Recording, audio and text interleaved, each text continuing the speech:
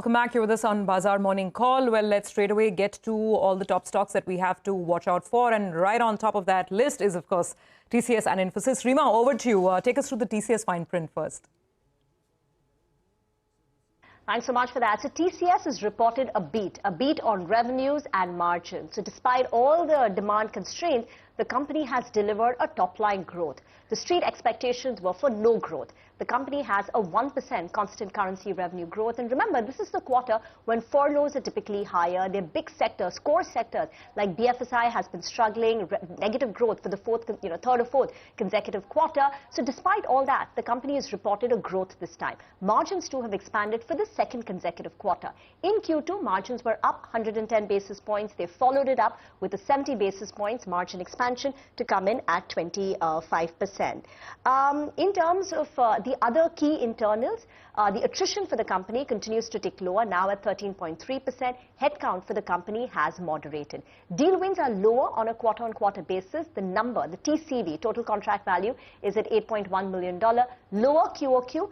But in a seasonally weak quarter, you would say it's in line with the long term, the last 4 or 6 quarter average. All in all, the investor community appears to be happy. The broad read-through from all the analysts that I've spoken to and the notes that I've read appears to be that the management sounds far more confident this time, and there is a sense that maybe BFSI is close to bottoming out, and that could be a big driver for the company, coupled with the fact that as their deals ramp up, FY25 growth will pick up.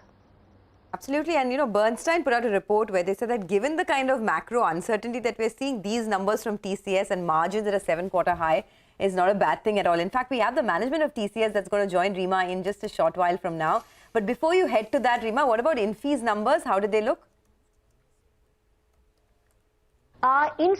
It's weak, but not as bad as what the street was fearing. So the company has reported a revenue decline. Revenues have fallen by 1% on a quarter-on-quarter basis, but the consensus expectation was for a steeper fall of 1.5% to 2%. On margins have declined by 70 basis points to 20.5%. Courtesy the wage hike the company is given effective 1st of November. Other internals include deal wins. Deal wins have come in at $3.2 billion, but of that, more than 70% is net new. Attrition is at 12.9%. Headcount is moderated for the 4th consecutive quarter. The pressure pockets for Infosys continues to be North America, BFSI, communication and retail.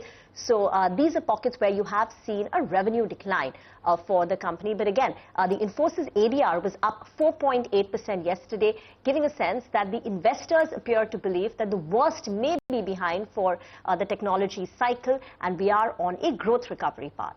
Back to you. Okay, all right. Thanks a lot for that, Rima. Well, let's hop across to Abhishek. He's joining to give us some news on Nykaa. Morning, Abhishek.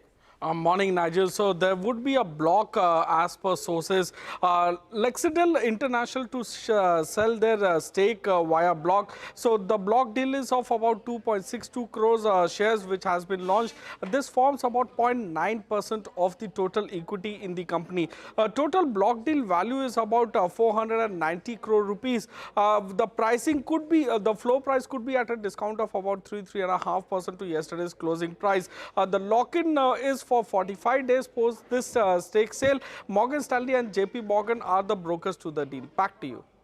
All right, Abhishek, thank you very much. We'll watch out for Nykaa. Let's go to Vivek for more details on Polycab. They did put out some sort of a press release, Vivek, but I don't think there was much that was said in it, right? Well, absolutely. So what the company has basically done is they've gone ahead and reiterated what they informed the exchanges earlier. So the company yesterday gave a clarification to the exchanges. They've said, as on date, the company has not received any communication from the income tax department. The other thing that the company has said is that they say so far there is no material adverse impact on the financial position of the company. Now, along with that, yesterday, Small Cap World Fund sold close to 8.5 lakh shares, which is total, 0.5% of the total equity of the company. Now, yesterday's delivery volumes were at 35% on NSE. And along with that, one important thing to remember is that the stock has now entered the F&O ban. That means that you cannot take any fresh F&O positions in this particular stock today.